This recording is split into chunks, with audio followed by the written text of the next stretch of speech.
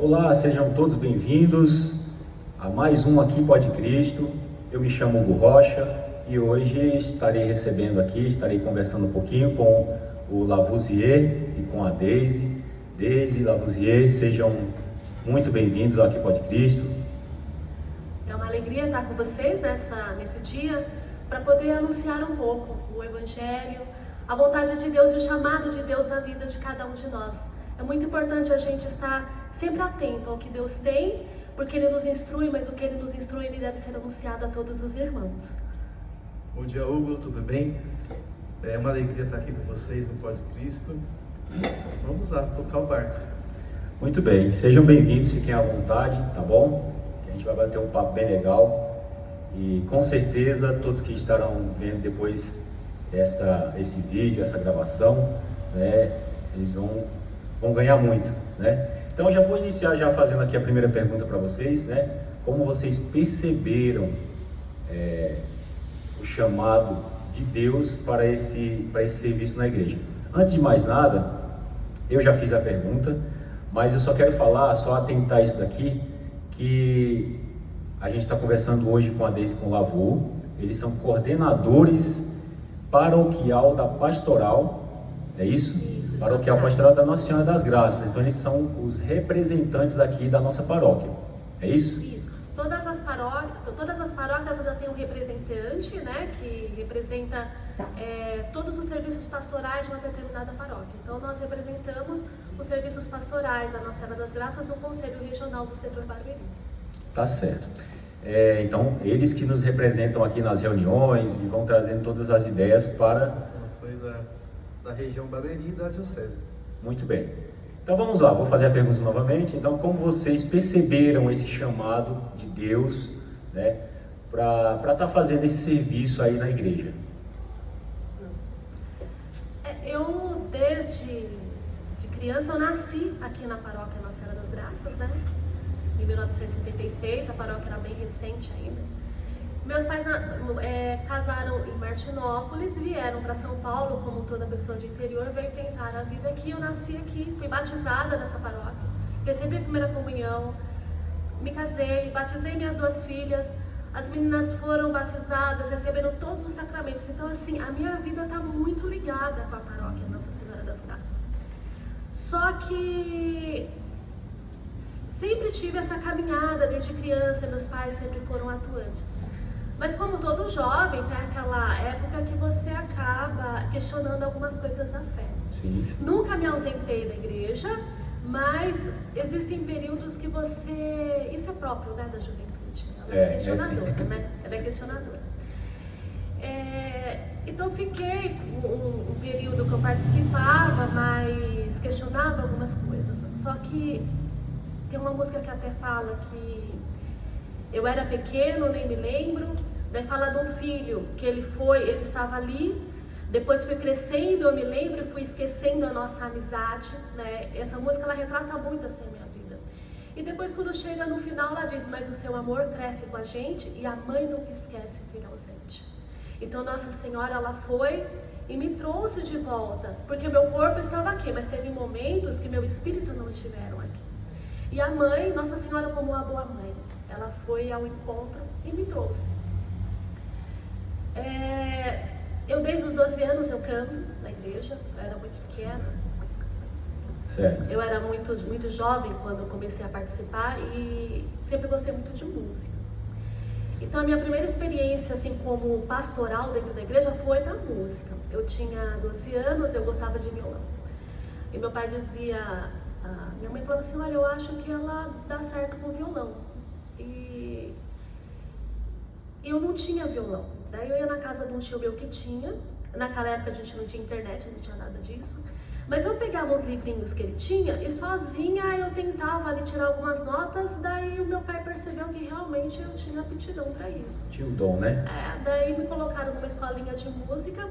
Em 6 meses eu conseguia tocar e cantar. Daí depois fui catequista, atuei um pouco na catequese. Eu era muito jovem, inclusive, deveria ter em torno de 15, 16 anos. E depois a gente foi crescendo, né? Conheci o Lavô aqui na paróquia, tínhamos inclusive outros relacionamentos, acabamos... Porque é engraçado, quando Deus te chama, Ele muda tudo. Ele quer por inteiro.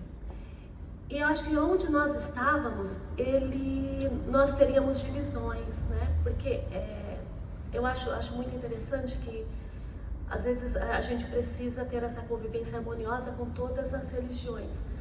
Mas é muito complicado você ter uma vida atuante dentro de uma paróquia com uma pessoa que às vezes não professa a mesma fé que você.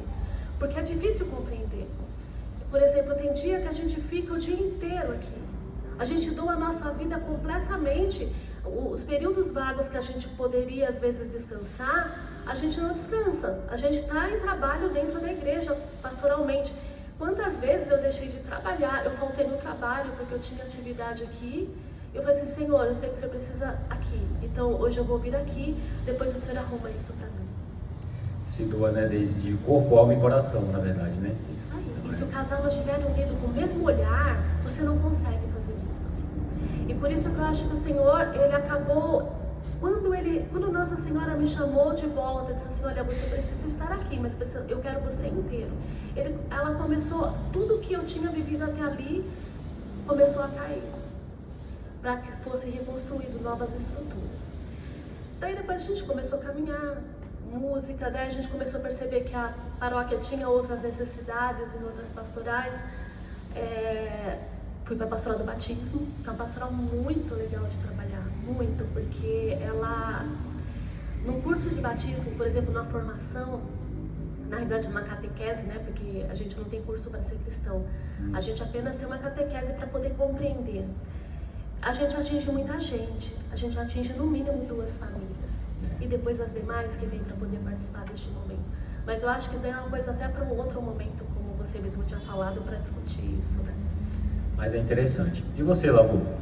Então, meus pais também casaram em Mato Grosso do Sul, né, Campo Grande, vieram para São Paulo, nasci em 1980, já estudava, quando comecei a estudava no colégio religioso, o Instituto São Pio X, que é aqui em Quitaúna. Dali começou a caminhada, mas não tínhamos uma paróquia frequente, porque lá também tinham missas, né? O Instituto São Pio X, ele pertence à Diocese de Osasco, né? Está na região da Diocese de Osasco, certo. Então participávamos lá, mas depois com o tempo nós morávamos já em Barueri, participávamos na São João Batista muito de vez em quando, e outras vezes aqui na Nossa Senhora das Graças. Mas o chamado veio através também da música. Meu pai sempre tocou violão, mas muito pouco, mas aquilo já abriu uma brecha. Sempre, quando eu participava, por exemplo, aqui na Nossa Senhora das Graças, a gente via ali a equipe de música, na época era o Mauro, tinha alguns outros integrantes, passa muita gente dentro da igreja, e acho que em 92, que eu tinha acho que uns 12 anos, comecei a frequentar a escola de música dele. Do Mauro mesmo, né? Do Mauro, do Rede Musical, e ali tinha outros professores também. Acabei indo tocar em Barueri, na São João Batista, eu tinha uns 13 anos, né, porque era mais próximo de casa. Porém, em 94 a gente mudou para o Belval, mas ainda continuei na São João Batista. Certo. Depois, com o tempo, houve a inversão, né? Eles foram para a equipe de música daqui, foi para Barueri, e a gente veio, aí a gente começou a tocar aqui, ajudar aqui. Isso foi em 94, 95, por aí.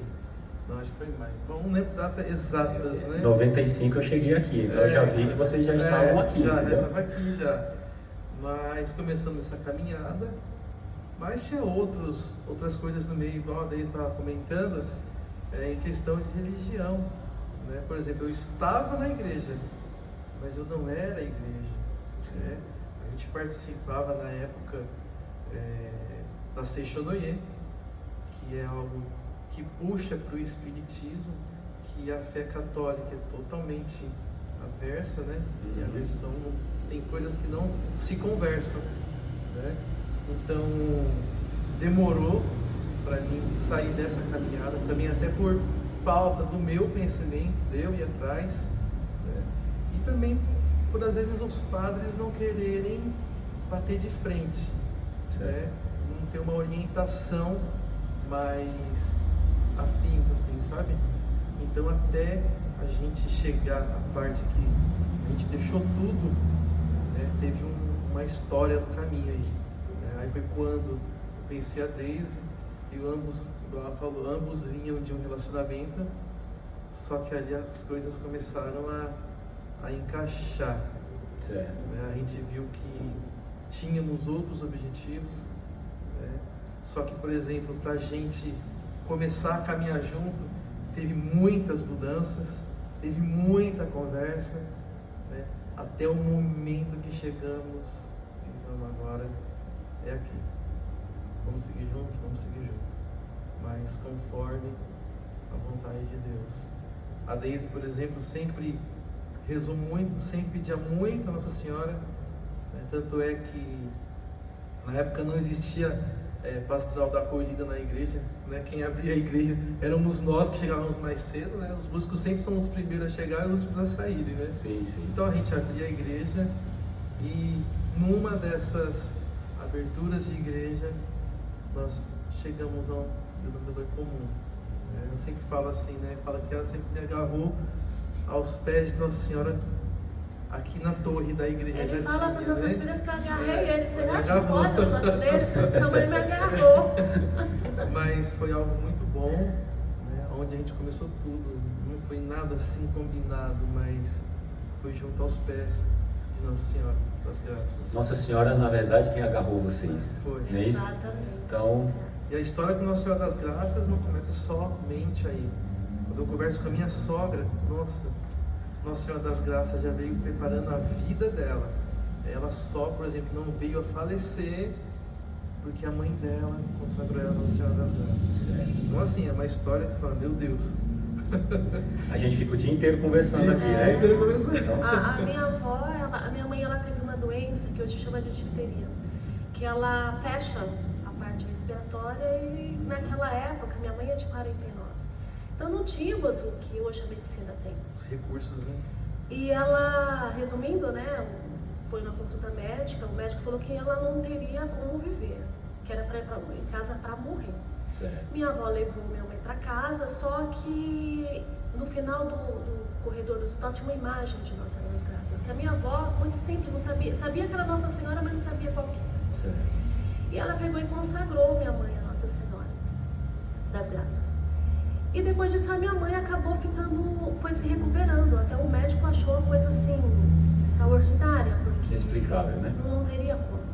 Mas ela foi se recuperando e se recuperou.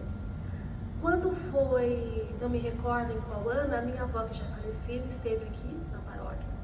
E na hora que ela chegou, que ela olhou a imagem de Nossa Senhora das Graças, ela falou para minha mãe, eu te consagrei para ela. Então, se hoje eu estou aqui, é porque já teve uma intervenção de Nossa Senhora há muitos e muitos anos atrás. Com certeza. Que história linda. Então, assim, vocês se apresentaram um pouquinho aí. A gente sabe que tem muita coisa para contar, né? Muito bem. Muito bonito, tá? Parabéns. Então, vamos aí. Então, agora eu quero saber o seguinte. Há quanto tempo vocês estão aí na coordenação da pastoral, né, da pastoral paroquial? E quando foi o início aí dessa jornada? Na coordenação do CPP paroquial deve ter em torno de uns 2 anos, não tem muito tempo.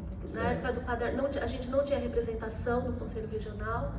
Na época o Padre Arnaldo disse que precisaria ter e acabou pedindo para que nós fôssemos lá e representássemos a paróquia. Inclusive, quando existem assembleias diocesanas, a gente que vai lá e representa e traz as informações diocesanas para os trabalhos que são desenvolvidos dentro da paróquia.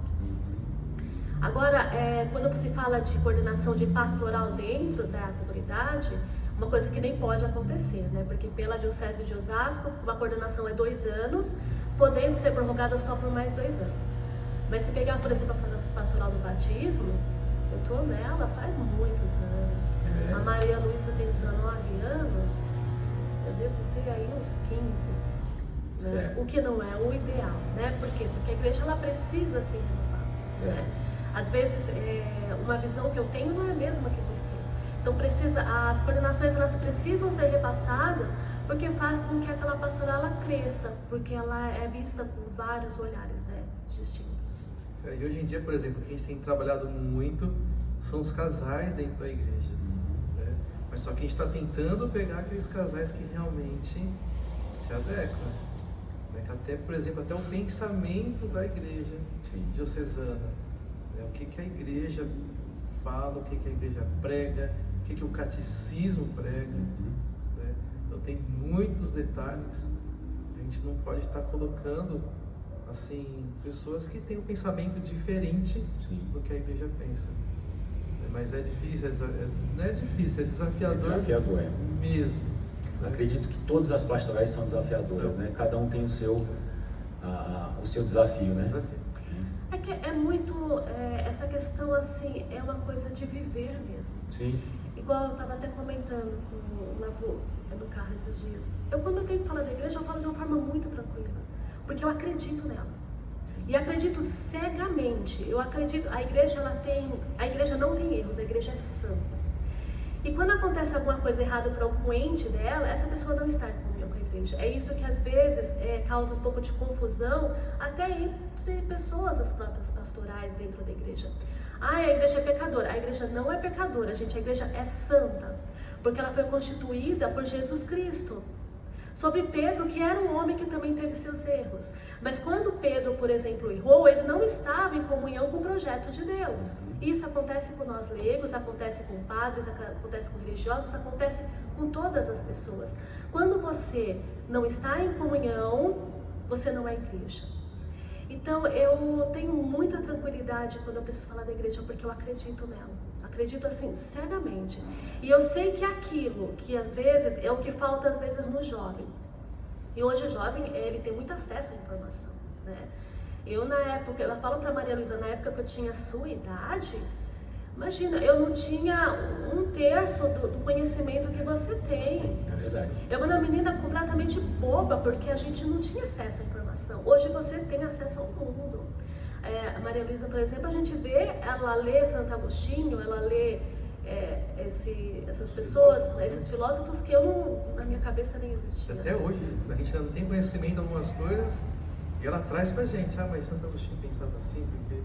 Eita, caramba, como pode... É conhecer, e conforme você mais conhece a igreja, mais você se apaixona por ela. Não tem como não se apaixonar. É verdade, é verdade. Isso é muito bom, né? Então a gente... Por mais experiência que vocês tenham, querendo ou não, vocês também aprendem com os jovens. Olha só, o jovem, ele catequiza também os pais, né? Então é muito importante isso. A gente tem filho, né? Então, pra você ver, né? Então vamos lá, o que motivou cada um de vocês? Acredito que vocês podem ter respondido já, mas aí qualquer coisa vocês reforçam mais. O engajamento de vocês aí na igreja, né? Mais profundamente aí na vida pastoral. O que foi que... Não, eu quero essa pastoral, eu quero fazer parte, porque eu tenho ideias aqui, eu posso colocar essa ideia. O que levou vocês a participar especificamente dessa pastoral aí, da pastoral paroquial? O conselho foi o conselho da paróquia na região Barueri. Isso na realidade foi uma necessidade que a paróquia tinha de representação, né? A gente caiu até meio assim de gaiato, porque a gente não conseguia compreender direito o que era aquilo. Mas assim, se o Senhor chamou, eis-me aqui, Senhor, né? Sim. Porque todo convite, todo chamado é porque tem um propósito de Deus. Às vezes a gente não compreende, mas a gente precisa obedecer aquilo. Então, quando foi colocado o que precisava, às vezes tem irmãos que têm mais dificuldade em participar desses eventos por questões de trabalho. Tem gente que não tem um trabalho bem definido quanto dia e horário. Nesse sentido, a gente agradece, eu agradeço muito a Deus, porque no meu trabalho, finais de semana eu sei que eu vou estar em casa, à noite eu sei que eu tenho uma possibilidade. Então a gente consegue otimizar melhor o tempo para poder... Consegue se programar melhor, né? Isso, para poder acompanhar essas atividades. A pastoral do batismo, quando eu peguei ela, tinha um pessoal que dava curso, que inclusive a maioria deles já até faleceu, que era o seu Boco, Dona Isabel, Dona Maria, e era um pessoal que já estava envelhecendo e já não tinha mais muita vitalidade. E quando eu fiz um curso, eu não me recordo se foi para batizar Maria Luísa, daí eu percebi que aquela pastoral, ela precisava de revitalização, até porque eles estavam ali, coitados, porque crianças precisavam ser batizadas, mas não tinha quem os ajudasse.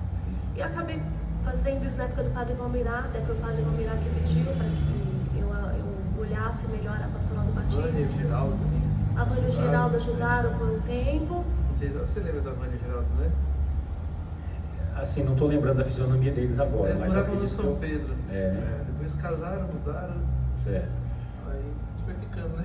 E daí pegamos esse pessoal, a maioria, todos eles já faleceram, né? E tem que ter alguém para assumir. Tem que ter alguém para assumir. Então... Daí pegamos a equipe nova, tínhamos aí uma equipe, só que a igreja é muito interessante, né? Porque às vezes a gente tem um boom de pessoas e no outro momento você está sozinho. E foi o que aconteceu comigo. Chegou uma hora que eu estava sozinha na pastoral do batismo, não tinha ninguém.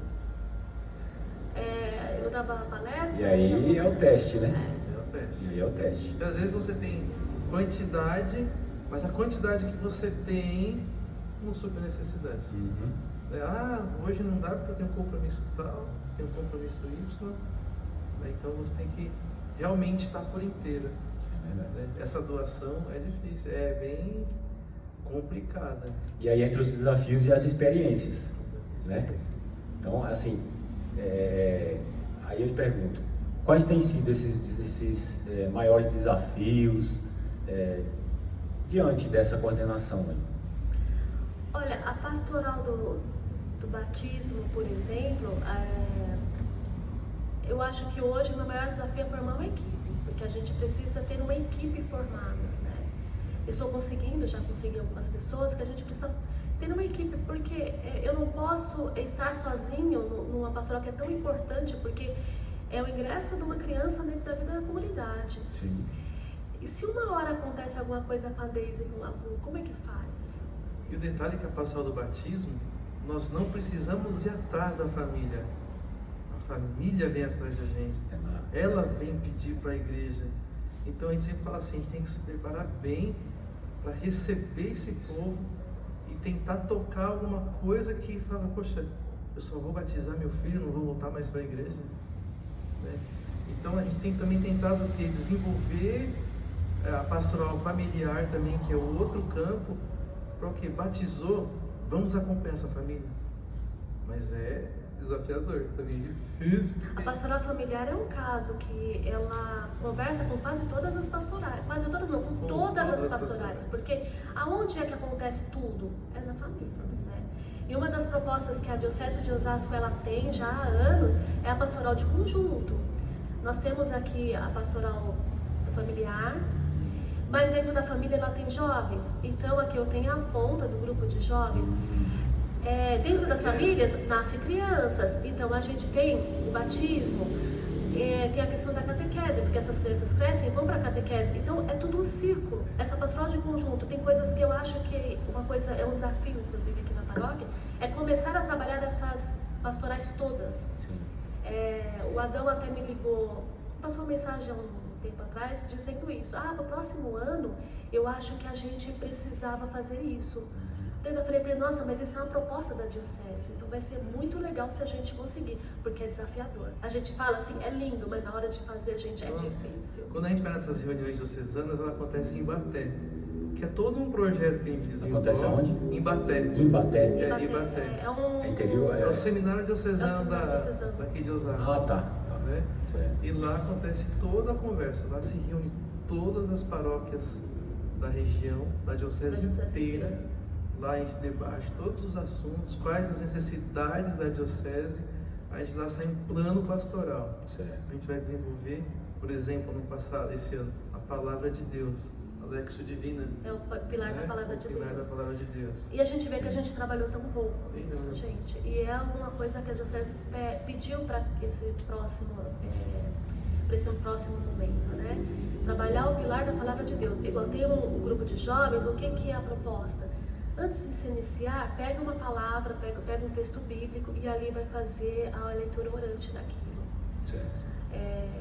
E a gente às vezes começa uma reunião tão no automático, a reunião de escala. Daí ele vai lá, ele mal faz em nome do Pai, do Filho e do Espírito Santo, começa a escala e tchau. Não é momento de rezar. A escala a gente consegue fazer até de outra forma, mas a gente precisa sentar e rezar. O ano que vem a gente sabe que é o ano santo, né? Vamos estar vivendo de uma forma muito... o ano jubilar. E a gente, eu por exemplo, estou bem otimista assim, de que o ano que vem a gente vai trabalhar bastante, tanto com a juventude, quanto com as demais pastorais, pastoral familiar, para poder fazer um ano santo que atinja bastante gente, né? A gente está no mundo que precisa disso. Precisamos. E como a gente estava falando das pastorais, é o efeito cascata, né? A família, o jovem, a catequese. Então é importante que tenha, sim, esse acolhimento. E a importância, Olavo, do que você falou, de realmente saber acolher esse pessoal que tem a necessidade do batismo, não é isso, por exemplo? Então, assim, para que ele realmente fique. É muito importante isso, né? Precisa acompanhar, porque às vezes ele vai, ele faz a formação, ele vai embora, a gente não pegou o endereço dele para acompanhar, a gente precisa acompanhar essa família. Se você pegar o documento do Papa Francisco, Amoris Laetitia, é uma coisa que o Papa Francisco ele fala, que o casal que procura pelo sacramento do matrimônio, ele precisa ser acompanhado nos primeiros anos de casamento. Isso está no Amoris Laetitia. Para o próximo ano a gente quer ver se faz a formação de noivos aqui na paróquia. Mas a gente não pode só fazer a formação de noivos, a gente precisa acompanhar esses casais, né? Por isso que precisamos reestruturar também a pastoral familiar para que a gente tenha braço para poder fazer tudo isso. Porque não adianta você começar um trabalho, mas, é formação dos noivos, você chega aqui, você dá o curso, né, que é esse o nome, porque ele só quer casar, mas depois você não acompanha. E os primeiros anos de casamento, eles são muito importantes serem acompanhados, porque o sacramento do matrimônio, ele requer, né? A gente já foi casado de início e sabe como que é difícil, né? É uma vocação. É tudo muito novo, né? É muito novo. São dois jeitos diferentes que dentro de uma casa, às vezes, é um desafio muito grande. É verdade. Quando namorava é uma coisa, depois agora vocês vão viver ali mais próximos de um outro. Juntou as escovas, meu Deus. Então é isso. Por isso a importância de realmente acompanhar, estar dentro da igreja, realmente dar esse suporte, é muito importante. E dentro da coordenação, Deise e Lavoisier, existem aquelas, as opiniões, né? E como é que vocês tentam administrar isso aí dentro do grupo? Como é que é? É complicado, né? Porque cada ser humano é um mundo, né? Cada cabeça pensa de uma forma. E assim, com anseios, com ideias distintas. Certo. A gente precisa ouvir todo mundo, tirar o melhor que tem de cada coisa e tentar ali fazer um ambiente que acolha a todos, né? A gente sempre tem que acolher o irmão com caridade, mas a gente não pode omitir dele a verdade. Sim. Porque assim, a caridade sem a verdade, ela não é caridade, porque o irmão não pode se perder. Então eu acho que a gente precisa acolher, precisa amar, precisa tirar o melhor daquilo, mas a gente não pode omitir a verdade, porque a verdade é uma pessoa, como dizia Santo Agostinho, é Jesus Cristo. E quando a gente omite essa verdade do irmão, a gente não está agindo com caridade, né? A gente precisa dizer para ele a verdade. Sim. E observar, né? Igual, por exemplo, é o dom da pessoa estar naquele lugar, naquela situação. Às vezes você vai expor o irmão, Sim. né? E tem pessoas que às vezes não tem esse olhar. Eu sempre falo muito para eles, fulano não dá certo aqui. Igual, por exemplo, aqui tem todos os bastidores por trás. Sim. Igual é um filmando, né? Aí você fala, mas No final nós vamos apresentar a equipe aí, né? São Então, os dons, né? os dons. E assim, todos os dons são importantes. Às vezes as pessoas querem, por exemplo, eu quero a música. Até a música é uma coisa que a gente tem que tomar muito cuidado, porque ela envaidece. É uma coisa que, gente, eu rezo muito para Deus, para que eu não me envaideça, porque o louvor é dele. Sim. Se a gente canta, se a gente às vezes consegue atingir pessoas pela música, a letra e a palavra não saiu da Deise, mas saiu do próprio Jesus Cristo, porque foi inspiração dele. né? A gente até, por exemplo, a gente acha bom ter um mezanino, né? Sim. Antes a gente não gostava, mas depois a ideia foi amadurecendo, né? A gente o pessoal fala assim, mas aí a comunicação com o povo fica ruim. Assim não fica, mas, por exemplo, quando a gente está tocando, ninguém fica diretamente olhando em você. Não perde o foco do principal, que é a missa, Que é a né? missa, Que entendeu? é o Cristo. Não é a Isso. gente. Igual, às vezes o pessoal me questiona, por que você vai lá, você canta o salmo, depois você sai de cabeça baixa? Porque o foco não é a Deise que cantou. Sim. A Deise só proclamou uma palavra que é de Deus. Verdade. O foco é Jesus Cristo. E assim, se for para focar alguém, que seja o padre, porque ele é a pessoa de Jesus Cristo e não a equipe de música. A gente é apenas, como diz a própria palavra de Deus, servos inúteis. A gente, por caridade, porque Deus nos ama, Ele quer nos usar para poder anunciar. Porque Ele nem precisaria, porque Deus é Deus. Mas Ele, porque nos ama e quer que nós também participemos desse projeto de salvação, então Ele nos dá aí dons e capacidades para poder atingir as pessoas. Mas tudo é dom de Deus, gente, tudo que você vai fazer, se não for ação de Deus na tua vida, não vai dar certo. A própria palavra diz, sem mim nada podeis fazer. É o nosso trabalho, né, do Sim. dia a dia, é dom de Deus. Verdade. O nosso trabalho, nosso estudo, você só chega até a terceira, quarta, quinta página por permissão de Deus. Se não for Deus, É verdade, tudo é permissão de Deus. Tudo é. Nada escapa das mãos poderosas de Deus. A Maria Luísa um dia chegou lá em casa do cursinho e falou assim, nossa, hoje a minha professora disse que é tão bom, porque ela está fazendo um cursinho preparatório para vestibular.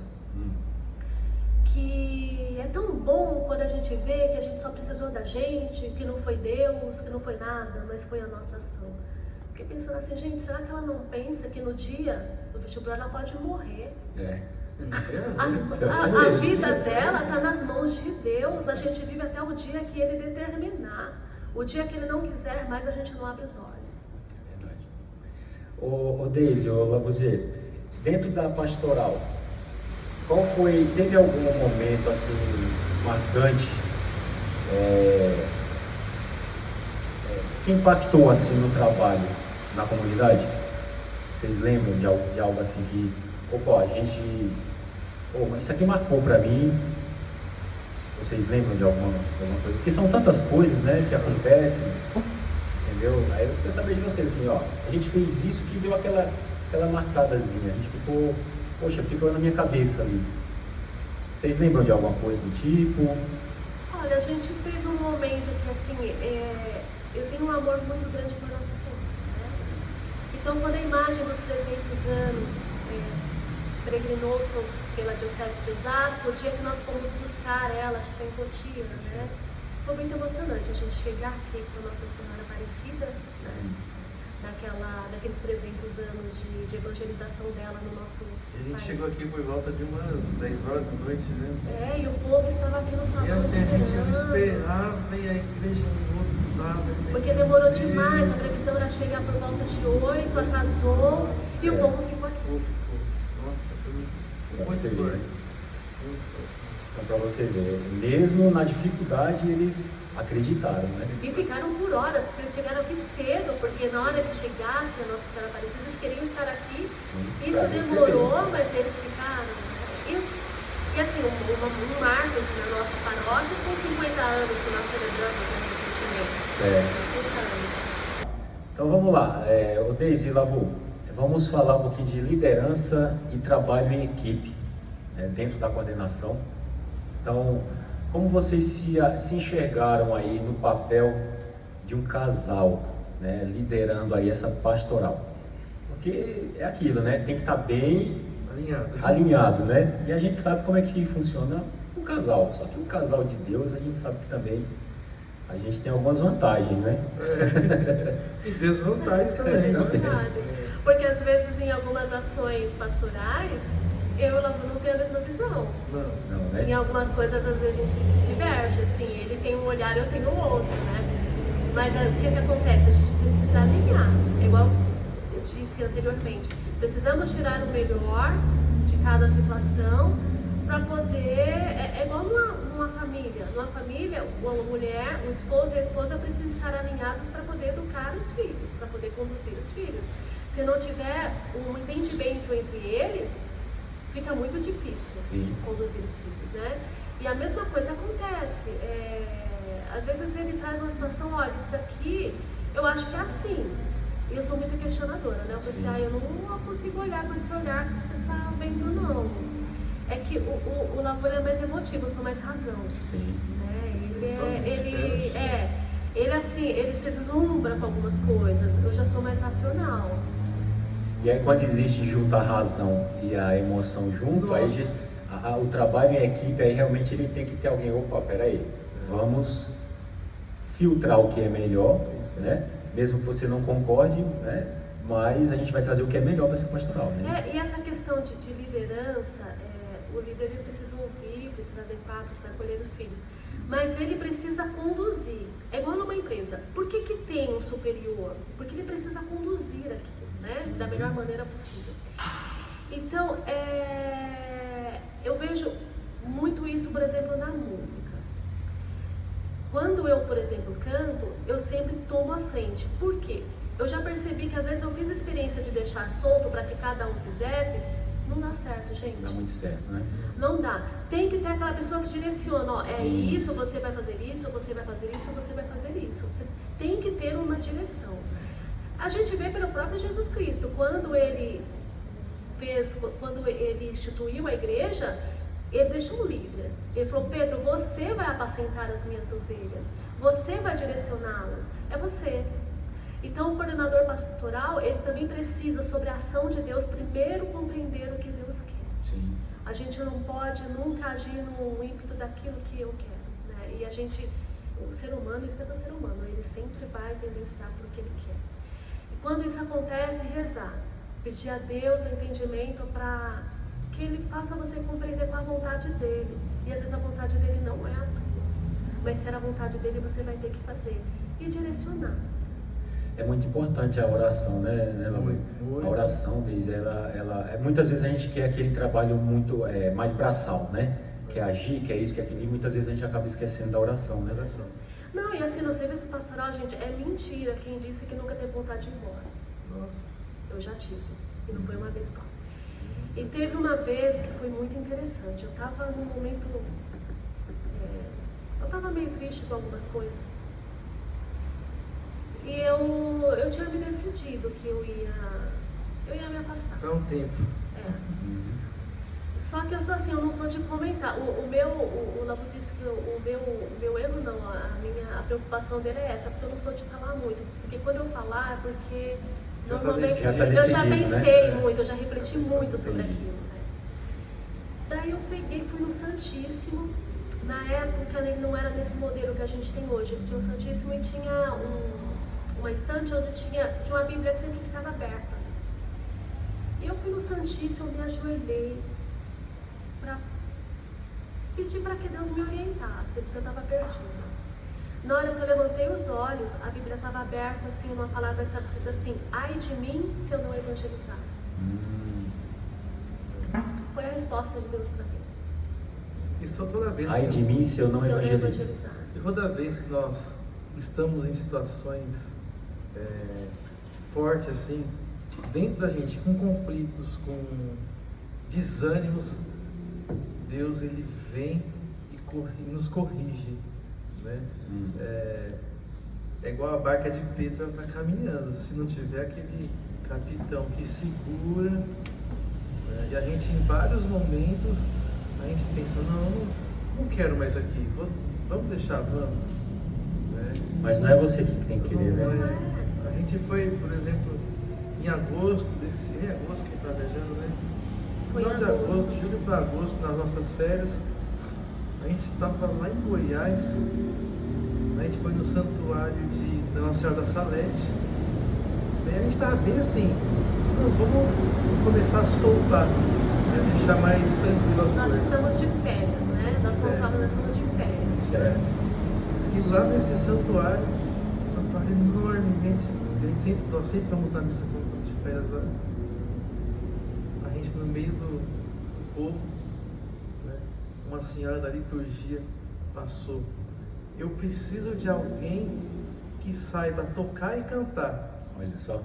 porque a equipe de música não Não vai apareceu, vir. não vai vir. Sabe que tem alguém que sabe tocar e cantar? Daí eu peguei e falei assim, gente, mas eu vim só pra assistir missa, hoje eu quero só participar. Só que daí eu falei assim, gente, o Senhor tá chamando. E não tinha ninguém, só tinha Não nós tinha ninguém dois. mesmo. A gente até esperou um pouco pra ver se alguém se manifestava e ninguém se manifestou. Vocês devem ficar até um pouco sem jeito, né? Falar, Não fica será que o demais. pessoal sabe que a gente toca e canta na nossa paróquia, né? Então, parece Mas que... lá em Goiás, no fim do mundo, falei, meu Deus. Acho que alguém falou ali. É como o Jonas, né? Que tentou fugir, a baleia foi lá, comeu ele e colocou ele depois no lugar que ele precisava estar, né? Isso é verdade. É Mas igual, a por gente exemplo, quer- você, né, Hugo? Foi pro Nordeste, voltou e tá aqui de novo. Porque seu lugar é aqui, É. né? É onde Deus quer que estejamos, né? Onde a gente verdade. quer estar. Eu acho que Deus, na verdade, ele tem um propósito na vida de cada um. Então, Tem. assim, eu fui, deixei, cumpri com um projeto lá, que ainda continua, e tive que retornar. Algo ele tem para mim, né? E é o que eu falo para Deus. Eu falo, Senhor, me usa, eu quero, eu Tá em estou à suas disposição, mãos.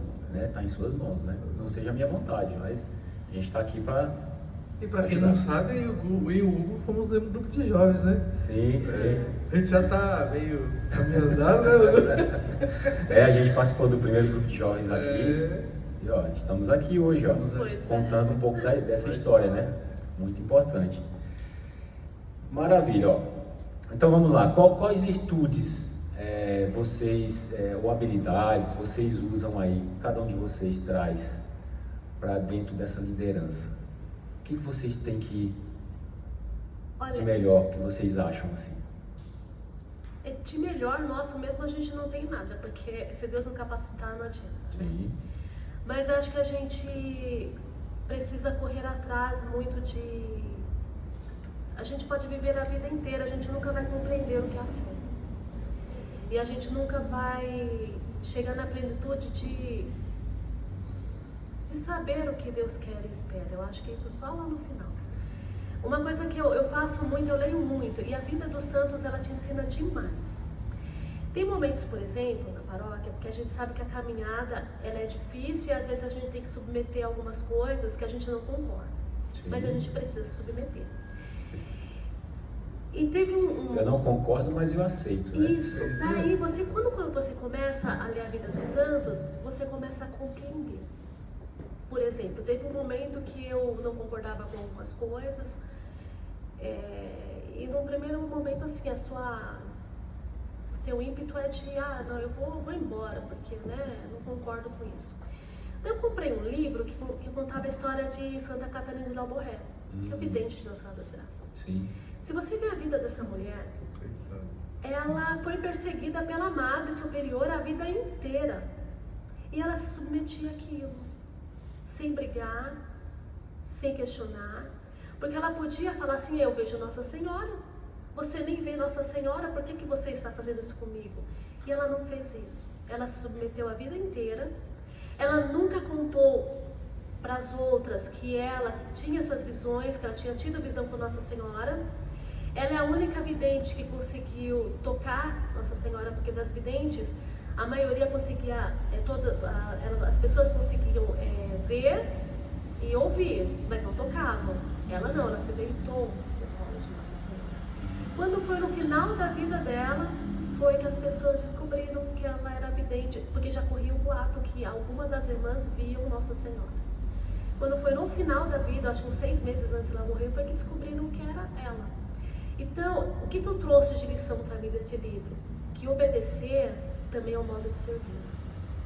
Às vezes a gente acha que a gente serve, a gente pode servir fazendo coisas, mas obedecendo, a gente também serve a Deus. E a gente vê essa história do povo de Deus, mas aí se estende demais, né? A questão da obediência. Obediência é tudo. Obediência é tudo, é verdade. E aí entra a questão da espiritualidade, do crescimento, Sim. né? A questão da oração, tudo. E é muito importante essa questão da obediência, na verdade. Muitas vezes a gente, quer rebater algo, né? Sim. Mas a gente tem que parar, pensar e pedir orientação a Deus, que realmente é o melhor, né? E tentar compreender o outro. Porque às vezes a gente olha o outro sobre o meu campo de visão, do que eu quero, do que eu acho. Mas precisa compreender o outro. Se ele tem aquele posicionamento, tem os porquês. Sim. Também, né? E Deise, a oração ela é muito importante na vivência aí, né, da pastoral, né, do sacramento da pastoral. Então, assim, do trabalho pastoral, porque ele te direciona, né? Como você mesma disse, eu estava com dúvida, já estava decidida a sair e fui no Santíssimo e Deus me deu a palavra lá. Era até isso que também eu ia te perguntar, né? Se existe alguma mensagem da Bíblia que te marca. Eu acredito que essa foi uma das, né? E se você tiver outras, você pode também estar falando. Eu tenho muito assim comigo, até tem uma música que nos momentos de dificuldade eu sempre me recordo, que é aquela viver para mim é Cristo. E é isso a vida do cristão, gente. Viver para quem é Canta cristão. um pouquinho pra gente lembrar. Viver para mim é Cristo, morrer para mim é ganho. Não há outra questão, quando se é cristão, não se para de lutar. E é isso. Diz tudo, né? Né? Quando a gente é cristão, a gente não para de lutar, a gente não pode parar de jeito nenhum. Inclusive, o ano jubilar, o tema é esse, peregrinos da esperança, né? Nós estamos caminhando na esperança, a esperança de Jesus Cristo, a esperança daquele que um dia vai vir. E a oração, como você estava falando, não é só importante, às vezes pastoralmente, mas para dentro da sua casa. Às vezes tem situações que você vai em médico, vai em tudo, mas o Senhor te chama, né? Um fato que nós vivemos no pós-pandemia foi isso, né? A nossa filha mais nova, Maria Fernanda, ela começou a ter umas crises na escola que todo dia tinha dores abdominais, que tinha que ir embora, tinha que buscar, chorava muito. E a gente foi em médicos, foi, até a coordenadora falou assim, no momento até meio ela estava meio brava, falou assim, essa menina precisa de um psicólogo. Eu olhei para ela e eu falei assim, não, ela não precisa de um psicólogo, ela tem pai e tem mãe, e nós estamos acompanhando. E num dia em casa eu falando com a assim, meu, não tem mais o que fazer, a gente já foi em médico, já foi em tudo. Aí eu falei assim, mas está faltando uma coisa, reza mais. Aí foi quando eu comecei a levantar todo dia 3 horas da manhã e começar a rezar o terço. A gente depois E olha como começou que a rezar também comigo. E olha como que é importante, né? Nós rezamos, mas tem um casal amigo nosso daqui, que eu comentei o assunto, aí você, eu também vou levantar às 3 horas e vou rezar. Gente, Será muito... corrente, né? Isso, é muito importante, a igreja está unida. Sim. E foi esse clamor, o povo que estava, eu me recordo muito de quando o povo estava lá, escravo no Egito, por 400 anos, quando foi que Deus mandou Moisés? Pelo clamor do povo. O povo não aguentava mais aquela situação de escravidão, e eles levantaram um clamor a Deus, e Deus mandou o libertador. Então a gente precisa clamar, né? Como diz a música, o Abba Pai. Eu gosto muito daquela música aqui, porque ela diz muito isso da nossa vida, né? Inclina os seus ouvidos para me escutar. Verdade. E o Senhor ouve. E para muita gente que está fora da igreja, fora assim, que frequenta as missas, né? Não está no trabalho pastoral, quem está na igreja às vezes não tem problema, né? Imagina. Então, assim, acredito que para muitos seja essa visão, para alguns a gente sabe que não. E a importância da oração realmente, Laú, como você falou, para que vocês consigam fortalecer a família, né? O ambiente familiar. Você disse, ó, a gente levou em vários médicos a filha de vocês, não resolveu, opa, mas a gente esqueceu de uma coisa, que foi a oração. E aí vocês fizeram o quê, né? A oração levantou de madrugada, então é orar e jejuar, né? Porque é importante isso, orar e jejuar. Então a gente não pode esquecer disso. Muitas vezes é um simples detalhe. Eu como carne na sexta-feira, por exemplo, né? Então, a partir do momento que eu parei de comer carne na sexta-feira, eu comecei a respeitar algo que a igreja realmente determina. A gente também não come carne. Então, assim, se eu esquecer, eu falei, meu Deus, Então, graças a Deus, eu não tenho esquecido, né? Mas a gente sabe, quando a gente faz consciente é uma coisa, quando a gente faz inconsciente também é outra. Mas a gente tem que tomar um cuidado, que aí é a questão de vigiar, né? É isso aí, ô Lavô. Então, sobre aí a Maria Fernanda... Foi na mesma semana. Já resolveu o problema. Se tranquilizaram, foi bem, estabilizou e a gente segue até hoje rezando. Mas não mais às 3 da manhã. Porque, tipo assim, tem que descansar, né? Sim. A gente tem a vida corrida, mas perto de levantar para o trabalho, a gente levanta uns 40 minutos mais cedo, acho que 5 horas, 5h20, para rezar o terço antes de sair para trabalhar. Gente, a oração em casal é muito importante. Muito, porque a gente é o alicerce da nossa casa. E quando a gente casa, a gente promete educar os filhos na lei de Cristo e da igreja. Sim. E é a nossa oração que vai ajudar a gente a educar os filhos na lei de Cristo e da igreja. Né? Porque hoje a gente tem um mundo que seduz os nossos filhos de todas as formas, gente. Você liga a televisão, tem aquela situação que ele puxa seu filho para aquele lado. E a gente tem que ter essa espiritualidade de Santa Mônica. Que rezou, às vezes você vê que as coisas não estão muito bem, você reza, elas continuam não muito bem, mas uma oração de Deus acontece. Porque é no tempo dele, não no nosso. Nós temos a obrigação de rezar, pedir, agradecer, mas as coisas vão acontecer no tempo dele, não é isso? Exatamente. É verdade. Falando um pouquinho da juventude na comunidade, né?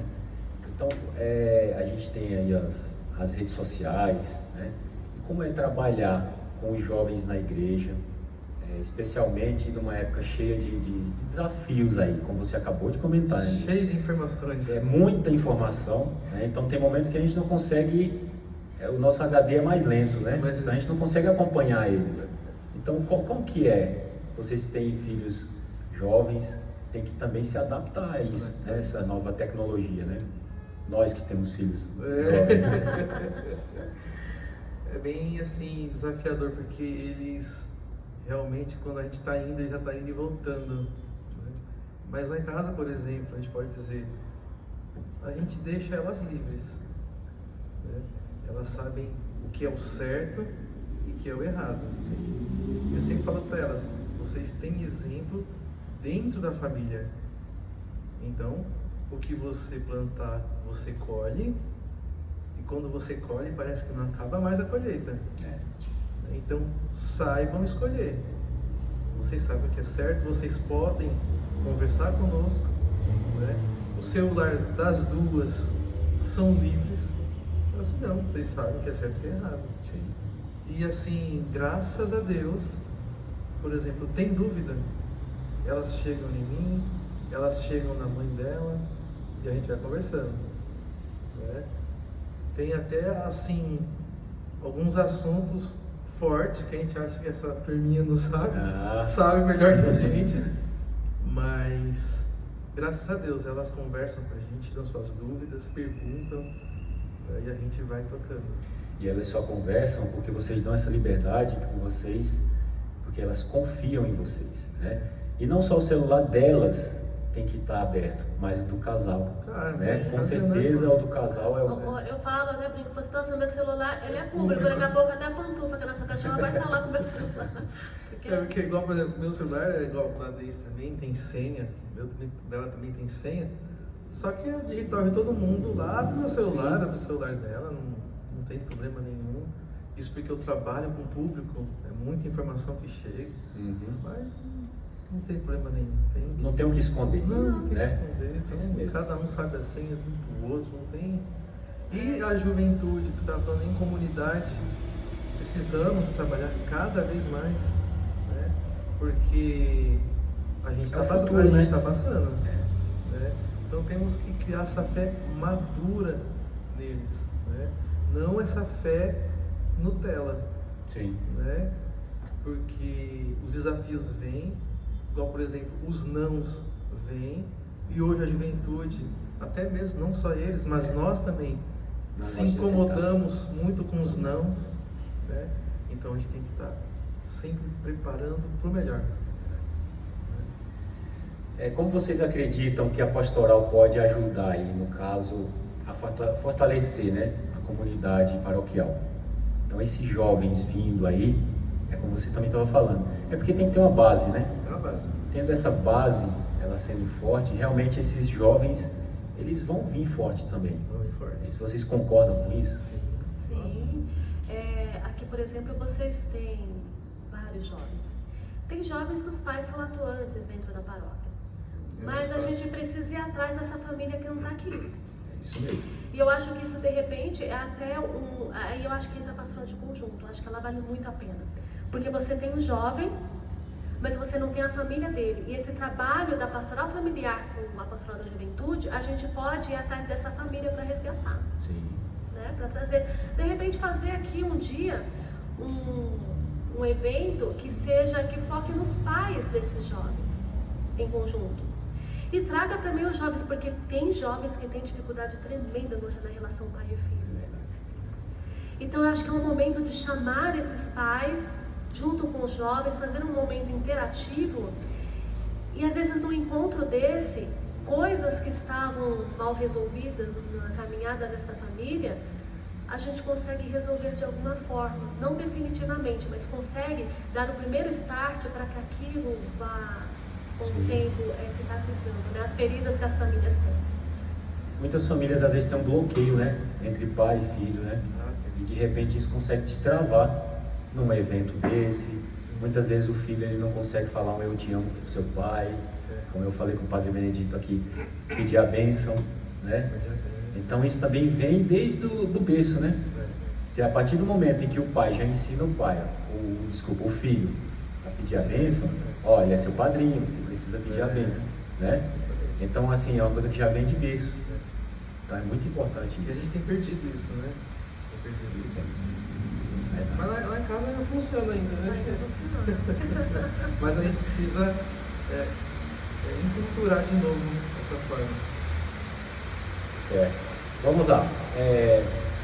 Quais iniciativas as pastorais, vocês acreditam que têm sido mais eficazes para aproximar a comunidade e está fortalecendo aí a fé?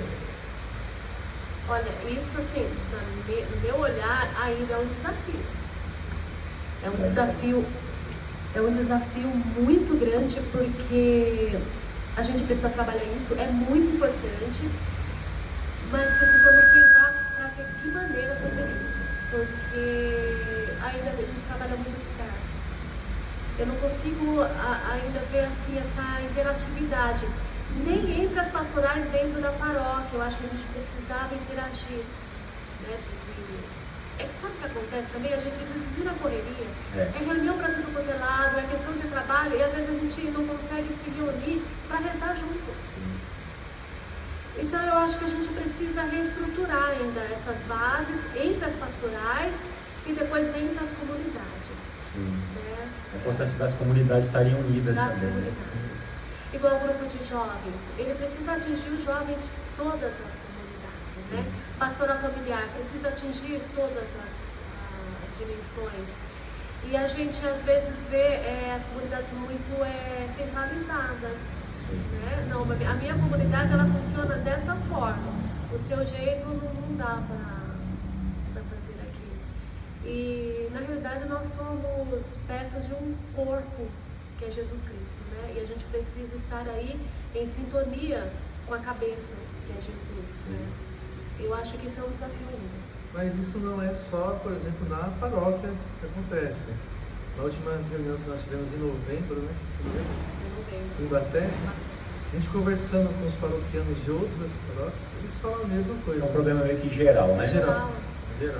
Eles falam que até, por exemplo, tem às vezes as comunidades, até as próprias pastorais dentro das comunidades se competem entre si. Aí existe aquela concorrência, né? Aí não anda. Porque o pessoal é assim, eu sou da pastoral familiar. Para eles só existe a pastoral familiar, o resto não existe. Né? Eu sou da pastoral do batismo. Só existe. O importante é a pastoral do batismo, o resto não é importante. A igreja é só a pastoral do batismo, né? E assim, a gente tem uma tendência às vezes a cometer esses erros, né? Sim, é natural, né? Às vezes acontece mesmo. Daí passa por cima do outro, passa por cima da outra pastoral. Por isso que às vezes eu dou uma dica. Trabalhe em 2 ou mais pastorais, se possível, né? Hoje a gente está com, por exemplo, batismo, família, música e isso, né? São 4 pastorais. Entendi. É bem corrido. Então, Deise e Lavoisier, como vocês enxergam o papel do jovem na construção de uma igreja viva, participativa? O que vocês acham? Que nós, que estamos à frente, orientá-los e dentro deles a gente sabe qual que está mais próximo e indo trabalhando ele, né? Dando conhecimento, porque é ele que vai atrair o outro. Sim. Né? Porque às vezes a gente não atrai, mas o jovem atrai jovem. Eu vou... Influencia, né? Nesse caso também, assim, né? o que eu vou fazer lá, né? Uma igreja? Negócio, quando fala em igreja, fala assim, aquele negócio chato, gente chata que só reza. E não é só isso. Né? Tem muitas outras coisas. Né? Tem muito. A gente precisa preparar o jovem, sim, porque a gente vê na história do povo de Deus. Moisés foi extremamente importante para aquele povo, para ser liberto da escravidão do Egito. Só que ele morreu. E quando ele morreu, precisou surgir um outro líder, que foi Josué. Só que Josué ele foi formado por Moisés antes dele morrer. Sim. Então ele começou a formar lá Josué, por quê? Porque para entrar na terra que Deus tinha prometido para aquele povo, Moisés sabia que ele não ia entrar, porque Deus já tinha falado para ele que ele não ia entrar. E ele ainda tenta argumentar com Deus, e Deus diz, você não vai entrar. E eu quero Josué. Só que Josué ele começou a ser formado por Moisés, porque ele iria liderar aquele povo de Deus, e seria ele que iria entrar na terra que Deus tinha prometido. E isso acontece com a gente, porque eu vou passar. A gente vê na história da comunidade, né? Sim. Teve pessoas que construíram a nossa comunidade e hoje já moram no céu. Não vai ser diferente comigo, não vai ser diferente com você. Se Moisés morreu, passou pela morte, não sou eu nem você que não vamos passar. Mas a igreja ela tem que continuar, porque ela é promessa de Deus. E Deus disse e Jesus Cristo disse que as portas do inferno jamais prevaleceriam contra ela. Tanto que a igreja, se você estuda a história dela no decorrer dos séculos, ela tinha tudo para não existir. Tudo. Comece a estudar desde o princípio até hoje. Se não fosse essa promessa de Jesus Cristo, de que Ele estaria conosco todos os dias até o fim, a igreja não teria se sustentado até aqui. Então a nossa missão, quanto líderes neste momento, porque como cristão, nós nascemos cristãos, nós não nascemos cristãos, somos cristãos a partir de batismo, mas nós somos cristãos, mas essa posição ela é transitória, né? Porque nós vamos passar, então nós precisamos pegar esse jovem que a gente conseguiu atrair e não perder ele, e às vezes a gente não consegue manter ele aqui. Eu acho que o grande desafio hoje, até para o grupo de jovens, para vocês, é manter ele aqui. Ele não veio, vai atrás, vê o que está acontecendo. Às vezes ele está passando por alguma dificuldade. Se importar, né? Saber realmente o porquê que ele faltou naquele encontro. É muito importante isso. Sabe que a nossa igreja não, eu vou falar por mim. Eu peco muito nisso. Como você falar, a igreja é muito ampla. A igreja é muito ampla, né? Eu peco muito por isso, porque às vezes é tanta coisa e eu fico assim, fixada em outras coisas, e às vezes me falta olhar para as pessoas por um descuido. E a gente não pode se descuidar do irmão, porque quando a gente se descuida do irmão, alguma coisa vai lá e puxa ele. Eu costumo dizer que se a gente for para o céu, a gente não vai para o céu sozinho, a gente vai levar um monte de gente junto. E se a gente for para o inferno, a gente também não vai sozinho, vai ter gente que vai acompanhar a gente. Principalmente quando a gente está encaminhando pessoas igual vocês, que estão à frente dos jovens. Precisam ser modelos para ele, precisam ser modelo para ele. Precisam levar esses jovens ao céu. Se você for para o céu, algum deles vão com você. E se você não se salvar, algum deles vão cair junto com você. A própria palavra de Deus fala, a quem muito é dado, muito será cobrado. Então, bem forte, né? Olha a responsabilidade que a gente tem, né? Quando a gente para pensar nos detalhes. É igual, grandes conquistas te traz grandes responsabilidades, né? Então, É mais ou menos isso aí, né? E se sou fiel no pouco, Ele me confere mais. É complicado. É isso mesmo que você quer? Esse é o chamado, então, né? Sabe que uma vez eu fui numa reunião, o Dom João falava assim, que normalmente quem é muito disponível não serve. E é verdade, porque a pessoa que ela se dispõe, ela não tem, que se dispõe com muita facilidade, ela não tem noção do que ela está assumindo. Gente, é difícil demais, porque não é só atos, mas é vida. É vida. É vida onde você estiver, é vida no seu trabalho, é vida na sua família, é vida nos seus vizinhos. É a sua vida. E será que você está disposto? É verdade. E aí você tem que ser exemplo, né? Para os jovens, não adianta você estar aqui no encontro de jovens, na igreja, e lá fora você não é exemplo. Não adianta nada, né? Então, dentro disso, também, o Deise e Labu, a gente dando continuidade, quais são aí, para 2025, já tem alguma coisa para pastoral? Quais são os objetivos? Já tem algo, ou a programação está para o ano que vem? O ano que vem é um ano forte na nossa igreja, que estamos vivendo o jubileu, né? Peregrinos da Esperança. Então a gente até precisamos sentar ainda para fazer o nosso calendário, que nós não fizemos ainda, né? Certo. E precisamos integrar algumas atividades relacionadas ao Ano Santo. Eu não sei se a Diocese já mandou para vocês, parece que tem um dia que as pastorais vão se reunir na Catedral, lá Santo Antônio, para passar pela Porta Santa. Se bem que eu não sei nem que porta vai ser, porque a Catedral está em obra, né? Mas vai ter. Não sei, já chegou para vocês? Porque vai chegar, da pastoral do batismo chegou, vai ser em agosto, das demais parece que não chegaram ainda. Então é um ano muito forte para a gente, é um ano da santificação do povo de Deus. E isso é uma coisa já prevista, que o povo já fazia no Antigo Testamento. Eu não vou adentrar isso porque senão demora demais. Fazia a cada 50 anos, depois a igreja acabou fazendo a cada 25 anos. Então esse ano de 2024 foi um ano de preparação para que nós vivêssemos este momento do Ano Santo. Então é isso, o próximo ano a gente precisa se reunir para viver um momento mais intenso de oração e vamos ver se a gente consegue aí, como foi proposto, né, nas palavras anteriores, trabalhos com esses jovens, com as famílias dos jovens, porque, gente, o porto seguro de todo ser humano, ele está na família. É verdade. Está lá. O jovem, é lá que o jovem ele vai ter o amparo, ter a segurança emocional.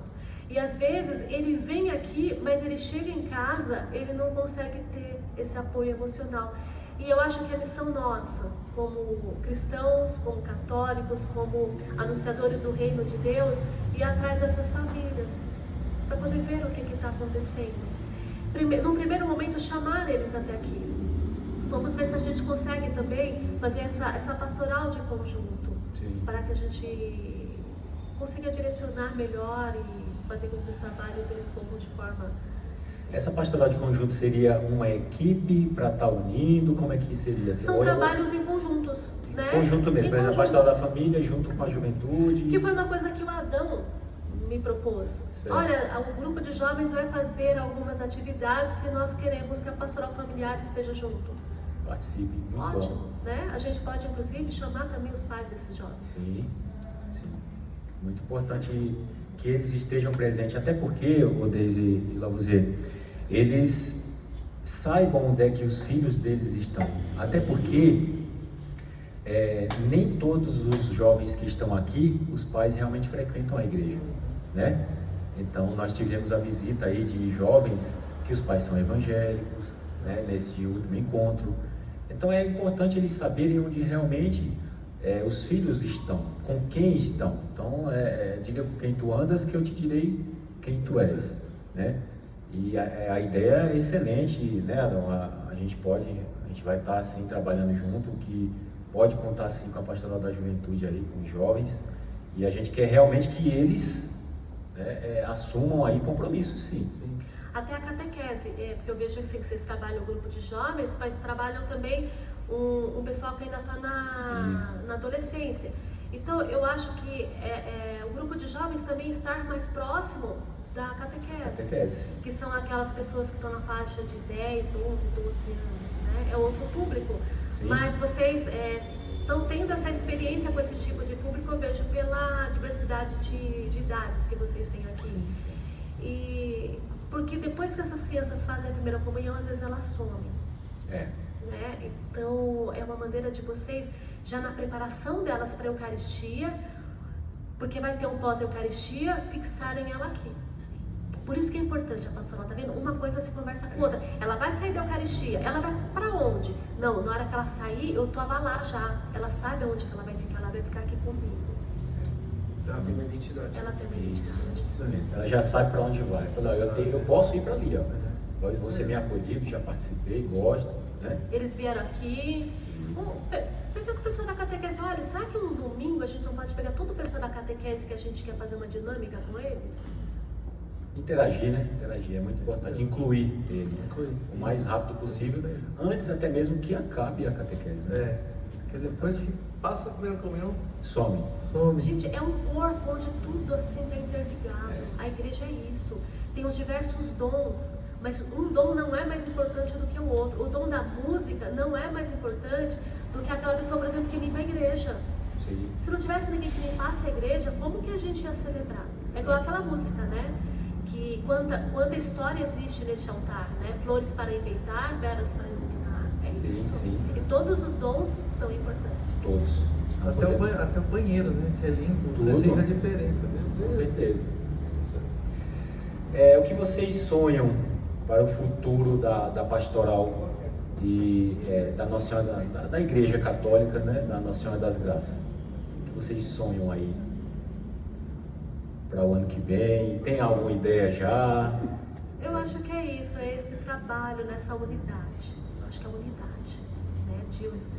Nós todos temos um único objetivo, que é Jesus Cristo. Sim. É Ele. E como nós estamos com o olhar fixo no mesmo lugar, nós precisamos fazer com que os diversos dons, os diversos carismas se unam. Porque quando tudo isso se una, se completa, e a gente consegue atingir muito mais pessoas. Legal.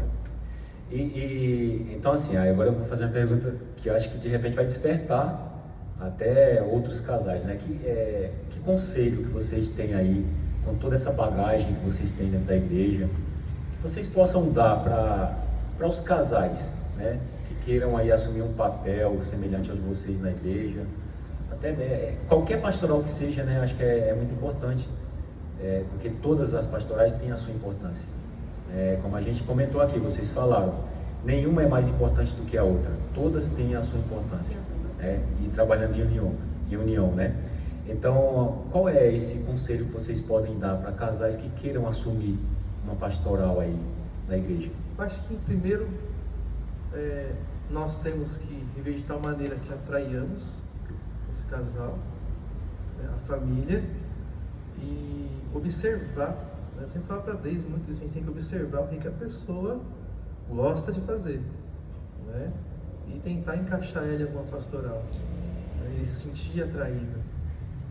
Então, igual, por exemplo, eu vejo, quando você e a Riviane voltaram para cá, vocês começaram a frequentar aqui de novo, a gente percebeu que vocês estavam buscando alguma coisa, né? E hoje estão aqui, alguma coisa atraiu. Para vocês voltarem, querer trabalhar. Então, assim, isso é importante, a gente observar o que cada um, os dons, né? E dar força, fortalecer esse casal, estar junto, ver as coisas que acontecem, né? Observar. Eu acho muito importante isso, acompanhar a família, né? Nem que às vezes, por exemplo, nós acompanhamos presencialmente, mas igual, por exemplo, as redes sociais hoje ajudam. Sim. Né? A gente, por exemplo, eu posso dizer por mim, né? Eu mexo pouco nas redes sociais, mas quando eu mexo, eu sempre vejo ali, poxa, ó, o filho do Hugo se formou lá, que legal. Você viu também, né? Se formou, aí os pais alegrem. Gente, vai lá, dá uma mensagem, né? É importante isso, né? Que é uma vitória, né? Uma vitória se ver um filho se formando, e se não caminhando, só, né? Não só nessa questão, né?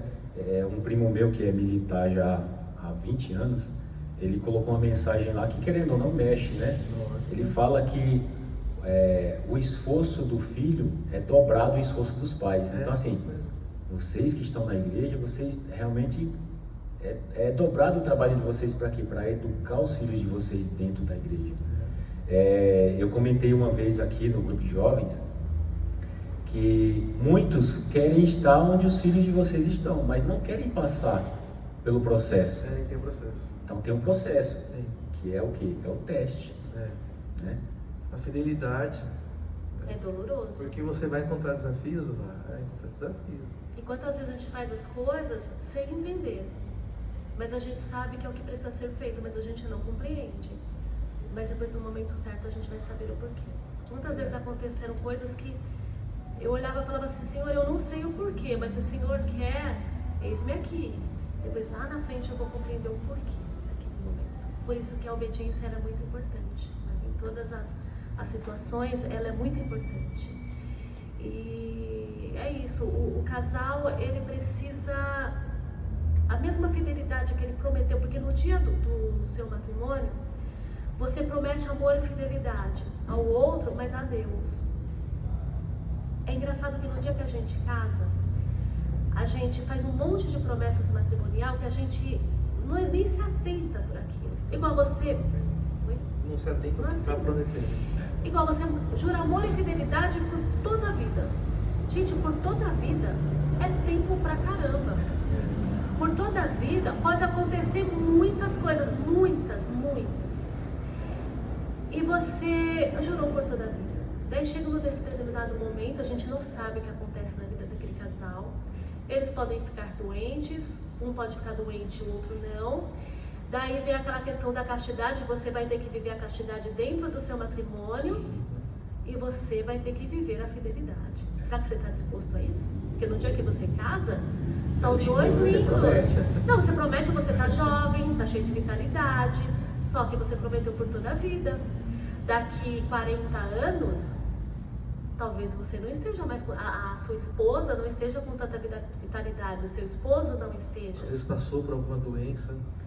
Verdade. E às vezes você vai ter que viver até uma vida casta dentro do matrimônio. Você está disposto a isso?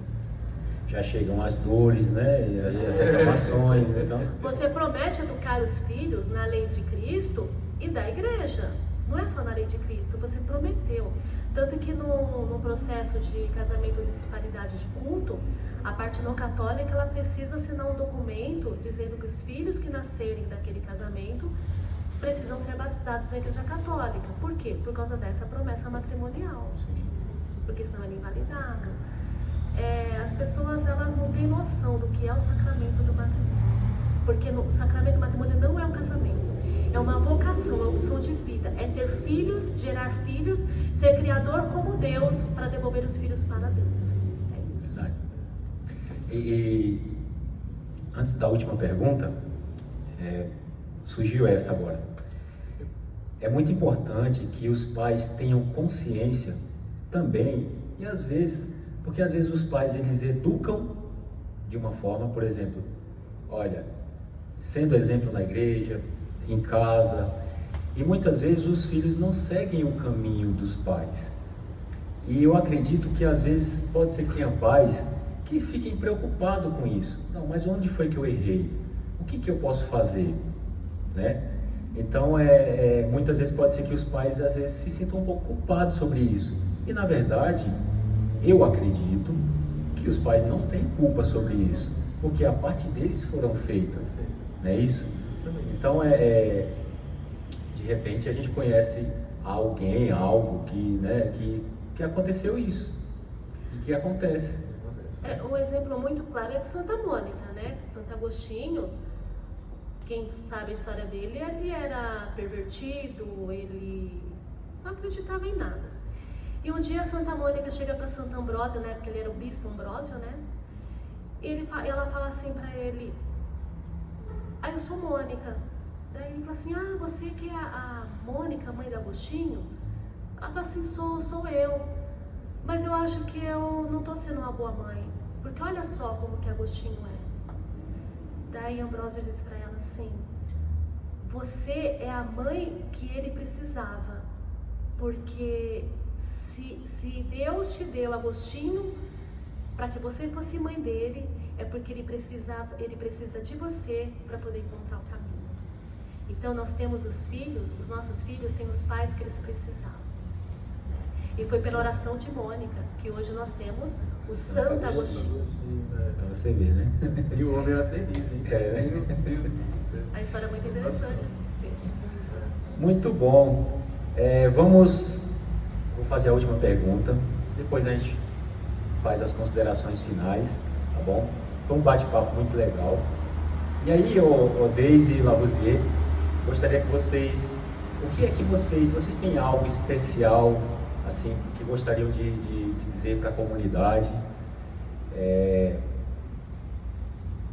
que estão ouvindo aí o Aqui Pode Cristo? O que vocês acham, né, desse projeto? É importante? O que vocês acham? Então, desde já também já peço aí a todos que forem assistir, né, este vídeo, para que dê o likezinho aí, é muito importante para que a gente consiga estar evangelizando, tá? Então curtam aí e compartilhem, é muito importante. Pode falar. Então, eu acho que a mensagem é que tenhamos unidade, né, obediência, mesmo que às vezes é difícil, a caminhada é longa, né? Mas que tenhamos fé em Deus, que tudo se resolve de uma maneira ou de outra, vai se resolver, mas temos que estar com ouvidos atentos e buscando sempre o que Deus quer para a Nossa Senhora das Graças, o que Deus quer para esse povo de Deus dele, né? Temos que atingir as pessoas, temos que atingir, buscar as melhores maneiras de atingir. O podcast é um caminho, a juventude é um caminho, a igreja é o caminho. Então temos que caminhar nesse sentido.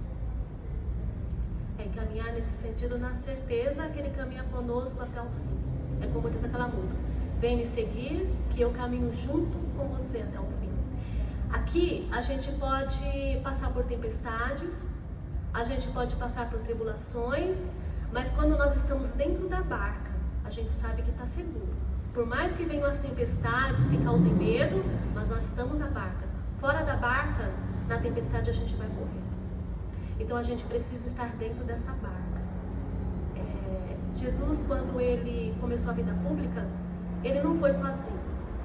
Ele escolheu os 12 porque ele precisava viver em comunidade. E eu acho que essa é a grande lição. Não existe igreja dentro de casa sozinho. A igreja é a comunidade. Eu acho tão bonito, às vezes, quando morre alguém. Porque quando morre alguém que é da igreja, você vê a comunidade lá. Ela está lá, ela reza, ela ampara, ela sepulta aquele ente querido. Uma vez eu fui num velório, que eu ainda comentava com ela, eu falei, gente, é tão triste quando você não tem a sua igreja para chorar com você. É verdade. Porque não tinha ninguém. Só tinha ali alguns parentes mais próximos, porque faz até por obrigação, né, de estar lá.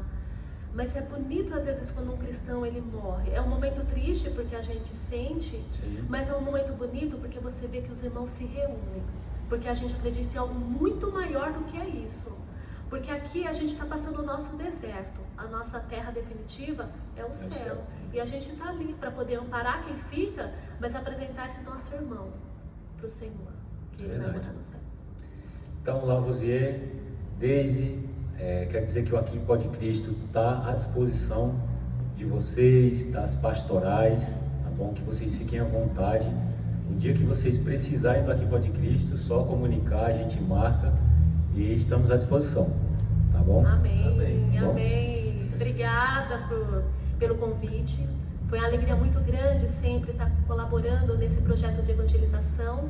A nossa missão é anunciar a boa nova de Jesus Cristo, né? Fomos batizados para isso e os dons não podem ficar presos em nós, mas precisam ser divididos, partilhados com os irmãos. É verdade. E é isso aí, esperamos 2025. Se Deus quiser. Então, antes de finalizar, quero desejar a todos que estão nos assistindo, nos acompanhando, compartilhem, dão aquele like, tá bom? Desejar desde já um Feliz Natal, que um ano novo seja aí de muita saúde, muita paz e muito trabalho com Aqui Pode Cristo, para a juventude, para todas as pastorais, né? Antes de encerrar, eu queria apresentar aqui a equipe do Aqui Pode Cristo, porque por trás de tudo isso existe uma logística muito grande para que isso aconteça, né? Então, eu queria chamar aqui meu coordenador, Adão, coordenador da Pastoral da Juventude. Vem para cá, Nicolas, João Paulo, pode vir Júlia, Mariana, Alana, que é aqui da Pascom, está acompanhando aqui, fazendo a nossa filmagem. Vem para cá, equipe. Se quiserem ir aqui para o outro lado também, ó, para que pegue todos. Isso. Vamos lá, João, aparece aí. Vem, Alana. Então está aqui, ó, o nosso coordenador Adão. Tem a Mariana, a Júlia Miranda, que faz parte do JMG também.